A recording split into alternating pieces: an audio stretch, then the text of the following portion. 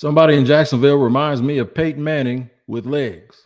I'll tell you who in just a second here on Locked On Jaguars. You are Locked On Jaguars, your daily Jacksonville Jaguars podcast, part of the Locked On Podcast Network. Your team every day.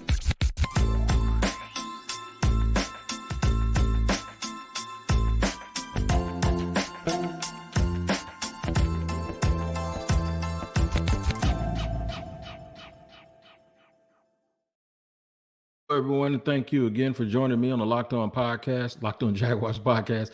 I'm Tony Wiggins, the host of said podcast, where it's your team every day, and we thank you for making us your first listen. A quick reminder that we are free to subscribe to on our YouTube page. Make sure you get to the YouTube page, tap in, subscribe, hit the like button, and then hit that bell so you get notifications whenever we drop an episode. Also, wherever you get your podcasts, from a perspective of audio, then make sure you tap in there also to make sure you don't miss an episode as well. LinkedIn Jobs helps you find the qualified candidates you want to talk to faster. Post your job for free at linkedin.com/lockedonnfl. That's linkedin.com/lockedonnfl to post your job for free. Terms and conditions apply. All right, we're going to get down to it today, man, on Victory Monday.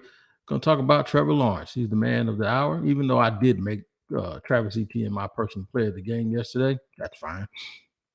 Trevor Lawrence, blitz at your own peril. Blitz if you want to. You want to blitz him? Are you serious? Okay. I don't care how bad you think that offensive line is. He's going to make you pay for it. I'm going to tell you why he reminds me of Peyton Manning in that way, but a little bit different, with a little bigger arm and some more legs. That doesn't mean he's better than Peyton Manning, because I know in the world that we live in, if you say you like mayonnaise, that means you automatically don't like mustard. No, that's not what I'm saying. What I'm saying is to me, that's the mold he's cut from, but it looks a little bit differently. We'll talk about that more in just a second. Peterson is proud of his offensive line. He said it, and nothing like hearing someone in control of you or someone in charge of you or your supervisor saying they're proud of you. But I'll tell you why. That doesn't necessarily mean that they played awesome either. And it doesn't necessarily mean that he's going to be proud of them every single week. And then we go buy the numbers. That's B-U-Y, buying or selling what you saw. In this case, the numbers aren't stats. The numbers are the team's record at 3-2. I'll tell you why. A lot of people had them at 3-2, but it's not the 3-2 that they thought.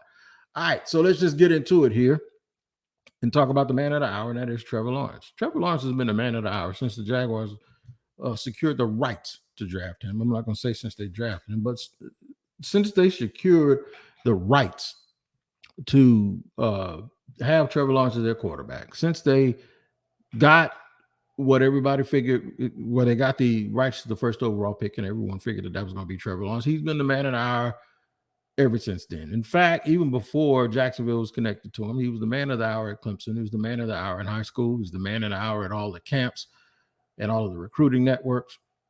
This is something that he's used to. But this is different, though, for me. It's different because he is he's the man of the hour, and he's walking through landmines. There were some questions about whether he cared or not, right? Remember that? And I kind of brought that up a couple of weeks ago when I said that he needed to get on people. He was more animated. He's been more animated the last couple of weeks. It's not because I said it. I doubt if Trevor Lawrence listens, although I wouldn't be surprised who listens to any Locked On show, because we get surprised all the time. But I will tell you that I do think that a lot of it has to do with Trevor at some point getting and understanding leadership. You know, sometimes leadership, you have to ruffle feathers. You have to yell at people, man. You anybody that's a parent knows that all the time. And not saying that he's the daddy of all of his teammates, but the bottom line is it's about leadership. It's about, hey, man, let's go. Sometimes that's motivation. And I think that's what he's doing. But he's motivating people in a different way. He's motivating people because he is daring you to blitz him. Dan Orlovsky did a really good job on social. He did it on TV, but it's on social. You can check it out on Dan Orlovsky. Any Dan Orlovsky page, I'm sure he has it up there, where he broke down that Trevor Lawrence made the throw of his career under an immense amount of pressure that Trevor Lawrence knew was coming. That means he is now inviting it. Like, all right, come on here if you want to. Run in here if you want to. Almost like Floyd Mayweather sitting back ready to counter you. He's like, come on, swing. I dare you. And that's a good thing to have. But it's also a good thing to have that he was throwing the ball to Calvin Ridley on that one pass, because Ridley knew exactly what to do, how to get there, and what to expect. That's what's called being on the same page. That's what's called when you see throws like that, you realize that there was a lot of work put in and there was a lot of repetition. And when you see the pre-snap stuff that Trevor did on the play, here's what happened on the play. Trevor called his protection to roll to the right. It was 5-on-5, but it was really 6-on-6. It was 6-on-5 in the box, 5 for the Jaguars, 5 Jaguars going out for the route. Trevor's the 11th man because he's the quarterback. There were 6 guys in the front 7 on defense for the Bills. But it was an overload. They only had 2 of their guys lined up on the right side, on Trevor Lawrence's right side, and they had 4 from the center to outside of the tackle on the left, right? So he knew that somebody was going to be hot. So what he did was he rolled his coverage and his line away in pre-snap. He rolled it away from the guy that you would think is the hot guy from the extra side. So I'm not going to go that way. I'm not going to stand in the middle. I'm going to have my protection kind of veer to the right. So the guy that's furthest away from me has the longest way to come. And I'm going to throw the ball before he gets here. He did it. He looked at Calvin Ridley. He gave him a signal. Calvin was one of 3 wide receivers to his right, but Calvin was in the slot. If you notice, the outside receiver kind of went up and did a little diggy like I ain't going nowhere. And then the inside receiver kind of did what he did to hold the inside safety. And Calvin Ridley went one-on-one against the slot in good coverage, too. Beat him to the spot, and Trevor dropped it in a bucket. And then it was explained how Calvin on that route did not go out immediately with all of that room. He released wide. He pushed straight up the field to leave that extra room left for the throw so that Trevor could throw the ball to a place where only he could get it and the defender couldn't. It was absolutely perfect at a very, very critical part of the football game. Blitz him if you want to. And I used to say that same thing about Peyton Manning. It's like, it's you damned if you do. If you don't get pressure on him, you're in trouble. And if you do get pressure on him, you're in trouble, because he's going to figure it out. The thing is, you have to disguise the pressure. And I hate to be the one to sit on here and tell the rivals how to beat this guy, but you have to start disguising the pressure. That works good for the Jaguars, because once they start getting to the point where they don't have to hide and disguise stuff, and it's more difficult, in my opinion, for them, the defense, to execute it. What do we say about good teams all the time? You know what's coming and you can't do nothing about it, right? Well, when good teams then have to start fixing things a certain way, and they have to abandon that, you know what's coming, you can't do nothing about it. When good teams have to abandon that and they have to start actually trying to hide and trying to diagnose things and trying to figure things out, trust me, it makes the game a whole lot difficult, not just for us, but for them. It makes it really, really difficult. Good teams want to just line up and say, you know what's coming, and you can't do anything about it. The Jaguars aren't like that, even with the offensive line, who I'm going to talk about in just a second, and why Doug Peterson is so proud of them. They did not play well again yesterday, but here's what they did. They fought, and they didn't get beat every single time, because if they had, they wouldn't have won. All you want those guys up front to do is fight, and I think that's what you actually want them to play well too. But I think the fact that they had so much fight in them, and it was enough fight for this team to get done what they needed to get done, I think that's what Doug Peterson is so proud of. We'll talk about all of that in just a second here on Locked On Jaguars. But first, I have to let you know about LinkedIn Talent Solutions. These days, every new potential hire can feel like a high-stakes wager for your small business. You want to be 100% certain that you have access to the best qualified candidates available. That's why you have to check out LinkedIn Jobs. LinkedIn Jobs helps you find the right people for your team faster and for free. Then add your job in the purple hashtag hiring frame to your LinkedIn profile to spread the word that you're hiring. Now, with simple tools like screening questions, make it easy to focus on candidates with just the right skills and experience, so you can quickly prioritize who you'd like to interview and hire and not waste your time. It worked for me. All I did was open a barbershop, and I got it done. Took 15 applicants, and I hired 9 of them. You can do the same thing. All you got to do is go to LinkedIn Jobs and enter your hiring hashtag, your purple hiring hashtag, and then post your job for free at linkedin.com and use the promo code Locked On NFL. That's LinkedIn.com/Locked On NFL to post your job for free. Terms and conditions do apply. All right, so we're going to run it down here on Locked On Jaguars. Thank you for joining us again, making us your first listen here on Locked On Jaguars. You can get your second listen over at Locked On NFL. Great coverage from around the entire NFL with the stories of the day, all the news and notes that you want to have and need to keep you ahead of the curve. Do that on Locked On NFL, and you can subscribe for free to the YouTube page also. And make sure you hit the bell so you get notifications at Locked On NFL. Wherever you get your podcast, audio-wise, you can find them there too every single day. All right. Talking about Doug Peterson. Doug Peterson made a statement. Doug Peterson was a little emotional after the game, and we can definitely appreciate that and understand it. Doug Peterson, I saw where he said he was actually proud of his offensive line. And had the Jaguars not won the game, we were ready to come out here and beat up that offensive line again. In fact, one of the reasons we didn't during our postcast or on social media is because the line is actually beat up again, right? They're actually legitimately hurt, and they're banged up. Walker Little's banged up. I guess we'll find out a little bit more about that if we haven't already. I've kind of been somewhere else doing something else today. But hopefully it's not too serious with Walker Little. And we'll give more care to this because this is an injury that was caused during the game, and it wasn't an injury because of something you took in the offseason like it was with Cam Robinson, who came back yesterday and gave up some stuff. You can chalk that up to maybe being out for the first parts of the year. A.J. Epineza looked like Bruce Smith yesterday. And they still haven't blocked him and found out a way to keep him away from Trevor Lawrence. And I think when you see guys play like that, that's the way people think that we need our edge guys to play. I would agree with you, even though we're going to knock the defense because the defense is playing well. So why would he be proud of a team that still make their quarterback get hit and fumble a couple of times in the red zone, got false start penalties, jumping and doing things they weren't supposed to? It's because the one thing they didn't stop doing is fighting. Had they allowed the fact that they were a little bit overmanned, and had they allowed the fact that they weren't playing well to get into their heads, there would be no way the Jaguars would have made those runs at the end of the game. I'm sure they were imploring those guys, man, come on, y'all got it, let's go. And at some point, Doug realizes it is what it is. Like, you ain't getting no new people coming up in here. There ain't nobody that's sitting in development that's one step away from coming here and solving these problems. This line is what it is. It's who it is. It's something they'll have to address in the offseason, right?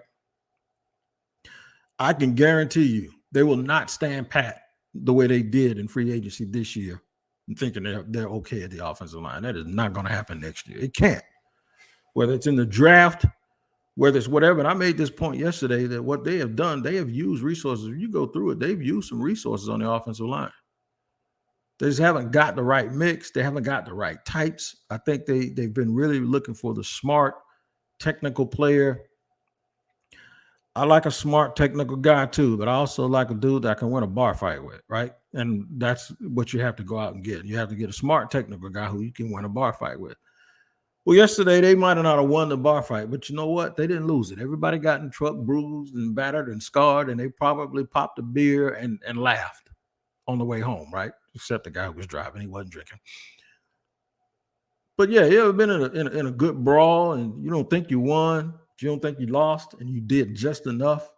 You did just enough that everybody around accomplished their goal. And maybe the goal was to let the other crew know this ain't easy. You come over here, you're going to get into a dogfight. You might have won, but you didn't break us. That's kind of the way that is. I told that story once about my son fighting at the basketball court, and he clearly lost, right? Shout out to Dion. I know I ain't ever told you you lost. You probably did. The kid was like 4 years older than you. I think Dion was 8. The kid was like 12, right? But I was proud of the fact that he swung on him. And I was proud of the fact that he stood up for himself. I think he saw me coming down the sidewalk, but that's okay. He still stood up for himself. And I know what that pride is about. It is like, man, just don't bend the knee for anybody. Fight. Get back out there and keep fighting. And that's what they did. Travis Etienne bust a long play off. Trevor, had to use his getaway car a little bit more than normal, but that's all right. It worked. I think that's why Doug is proud of him. Doug is proud of the fact that the dudes never quit fighting and slugging. And he knew that they were down. They had, extra bodies in the game. You didn't see Ben Barch yesterday. I saw a lot of Tyler Shatley. Don't mean that Barch didn't play. I didn't see him. But yeah, they fought. Travis ran early, wasn't getting a whole bunch. And then he started getting a whole bunch. 4, 5, 6, putting them in 2nd and 5, 2nd and 4, 2nd and 6. And that's play call of heaven right there, because now the other team doesn't know what we're going to do. Are we going to run it again, milk some more of this clock, and maybe get 4 yards? I'm gonna tell you what's frustrating. You give a guy 4 yards on first down, and it's 2nd and 6, and they decide to run it again, and he gets 6, and he gets a first down. That kind of stuff is demoralizing for a crew. It is absolutely demoralizing for a team. So shout out to Doug Peterson for being proud of his scrappy little bunch of offensive linemen. Shout out to the offensive line for getting some kudos after a very, very tough game. I really do. This is the part where we can always talk about whether or not we think guys are good enough, but we never talk too much about whether they quit or whether they kept fighting. And I think that they kept fighting. I think that that's when he says he was proud of them, and they may have grown a little bit from that. And you hope that there's something with that they can build on, that they'll be known as just this scrappy group. Like, okay, you can come in here and you can do whatever. But the fact that the Bills had to start sending extra people, and all of those people were picked up, and the hot guy was the guy that was left on Trevor's best throw, and Trevor knew it. See, what didn't happen was this. The hot guy came loose, and then another guy just beat the hell out of whoever was blocking him, and he got loose too. That is what can't happen, and I think that's what did not happen. It probably led to Doug Peterson saying how proud of that group he was. And we're all proud of him. We're proud of the fact that the Jaguars are 3-2. It's about where some people thought that they would be. I saw a lot of that on social media today, but they didn't get there the way you thought they were. I'll tell you exactly what I mean by that in just a second here on Locked On Jaguars Victory Monday. All right, we got to talk about, I hope you victorious on FanDuel, man, because FanDuel is absolutely the truth. I hope y'all snapped into action this NFL season so far with FanDuel, which is America's #1 sports book. Right now, new customers get $200 in bonus bets guaranteed when you play a $5 bet. That's $200 in bonus bets, win or lose. If you've been thinking about joining FanDuel, there's no better time to get in on the action. The app is super easy to use. There's a wide range of betting options, including spreads, player props, over-unders, and more. So visit FanDuel.com/lockedon and kick off the NFL season. I was real close yesterday. I had Devin Achane, I had Tyreek Hill, I had Tua Tagovailoa, and I had Breece Hall all on one slip. And I'm telling you, man, the 5th one screwed me up. So you can do this the way you want to do. Don't be greedy, man. Just go ahead, and if you got those guarantees, take the guarantees. Visit FanDuel.com/lockedon and kick off the NFL season. FanDuel is an official partner of the NFL. All right, y'all are official partners of Locked On Jaguars because you hang with me every single day and show a team every day. And we always thank you for making us your first listen. All right, we're going to buy the numbers, whether we're buying or selling the fact that the Jaguars are 3-2. 3-2 after 5 games is decent if you look at it from where your perspective was at the beginning of the year. Because most people said, okay, if they're 3-2 and they lose to the Bills and the Chiefs, we're fine. Especially if those were real competitive games and they were close, we'll be okay. That's exactly pretty much where they are. They played 2 very competitive games. They beat Buffalo. I like the fact that they dominated a lot of the game statistically, but situationally they were a little bit off yesterday.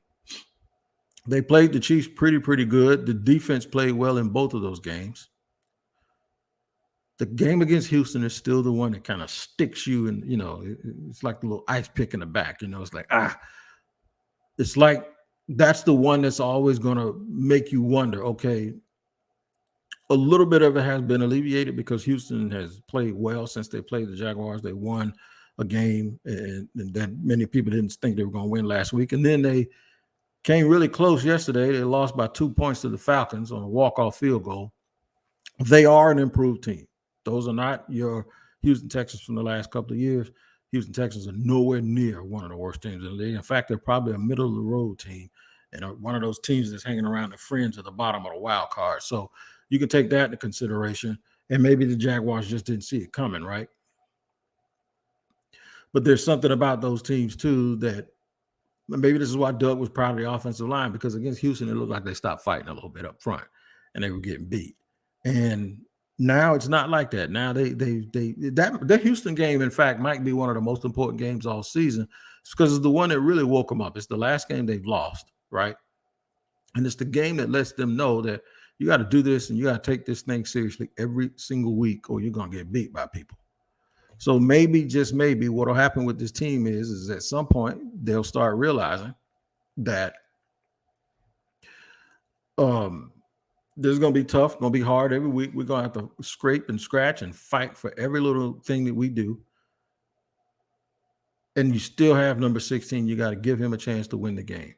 I mentioned that they had turned the corner on being healthy, right? So they got a little bit unhealthy yesterday with some guys that got banged up, but hopefully they'll get DeJuan Smoot back this week, which will hopefully this week.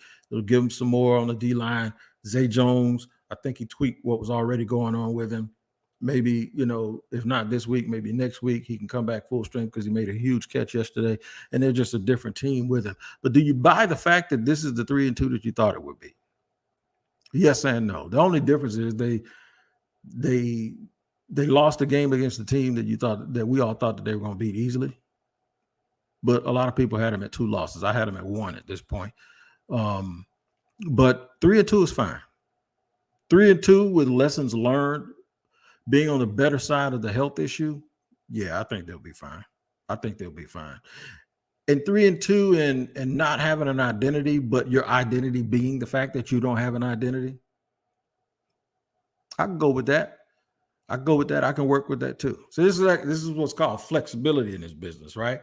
You got to leave yourself flexible to move around a little bit if things don't go quite the way that you thought, but you never really made these hard statements that there's some people that can't enjoy right now, this 3-2 right now, because they kind of put themselves in a situation and now they want to kind of change the way that people feel about what they said without it. I don't mind doing it.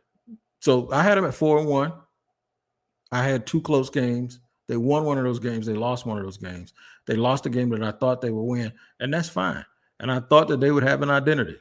They don't, except their identity might be that they're a team without an identity, and that might work in their favor because you don't know what it's going to look like every week. And I thought that was a big deal for the Jaguars.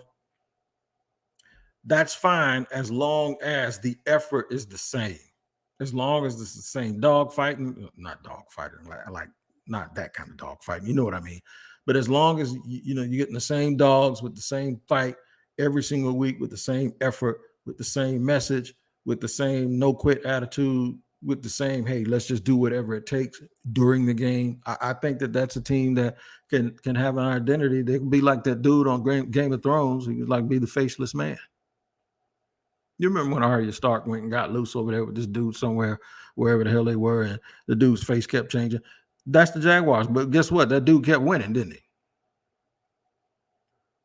That dude had a hair like Trevor, too. I get these random little thoughts. He did. His hair was just like Trevor Lawrence. But anyway, are we going to call Trevor Lawrence the faceless man?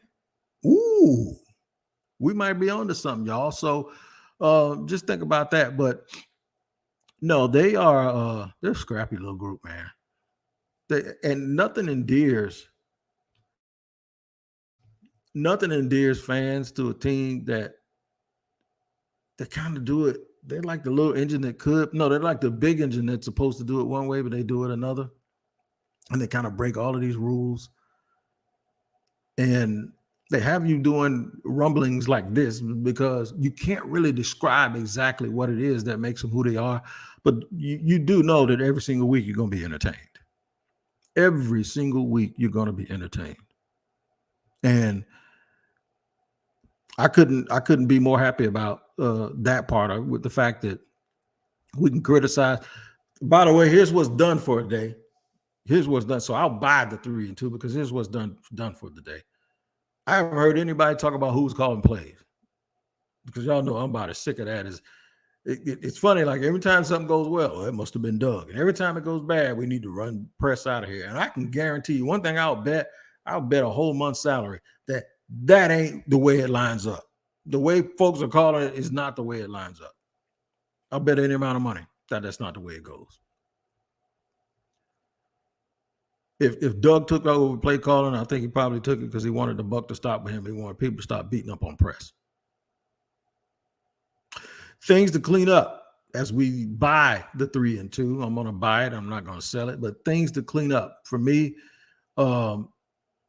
Situational football, understanding if you're in the red zone, that is the absolute worst time to turn the ball over. Get points. They even jokingly suggested yesterday that they kick a field goal on second down. I'm just tired of it. I'm tired of them getting down there and screwing up while they're trying to just get points. That's when you have to be once you're in points territory, you don't want to get conservative, but you also want to be mindful of that this is the wrong place to be making a mistake. If they get points on 3 early possessions yesterday, Buffalo ain't even close enough to make that game interesting. Got to clean that up. And I'm not going to say you got to clean it up before you face good teams because that was a good team that they played. You got to clean it up, though, because people will make you pay for it. I don't care who you play against. You're not going to get away with that for a sustained period of time in the NFL if you don't clean that up. So they got to clean that up. You got to continue to try to, keep bodies in there from the offensive line. Look around at the trade market. I always said that you ain't going to ain't nobody giving you an all-pro guard that's 28 years old right now, but there may be people that can help you from these teams that are trying to cut costs a little bit, and that maybe a guy's in the last year of his deal, or maybe a guy's not living up to a contract that he signed a couple of years ago, but they've already given him a whole bunch of guaranteed money, so it's not going to cost you a whole bunch. Somebody mentioned Garrett Bowles. I don't know. I think he might be too good, but I mean, nothing. My man Holmes did that, right? That's right. There's it's not worth it. It's worth to try. It's definitely worth to try to go out and shore up that offensive line. Defense. I'm going to talk about defense tomorrow on Locked On NFL and how that looks different than what you thought. Thought everybody's going to be sacking everyone and Trayvon was going to shut people up about where he was picked, even though he played well again yesterday. Here's my thing. Here's my mantra for tomorrow's show. If they keep winning, no one will care about Trayvon's sack numbers. I don't care what Aiden Hutchinson does. If they keep winning, no one will care. And they'll start looking at the value of what he does. And if they keep winning, I think he'll start getting more and more sacks. There's a lot of guys that only have a couple of sacks this year. Trayvon's one of them. There's a lot of guys just like that only have 2 sacks. So we'll talk about the defense tomorrow. Until then, just to wrap it up real quick, blitz Trevor at your own risk. I love that. Peterson proud of his little scrappy offensive line. Love that too. And buy the numbers 3-2. I am buying it. I think they are legit. I actually think they're a better team than that number, and that bodes well for the Jaguars moving forward. You guys make sure you take care. Tune in to Locked On Jaguars every single day. Make sure you come back tomorrow. Make yourself an everydayer because it's your team every day, and we always thank you. Like I always say, take care of each other. We'll see you next time.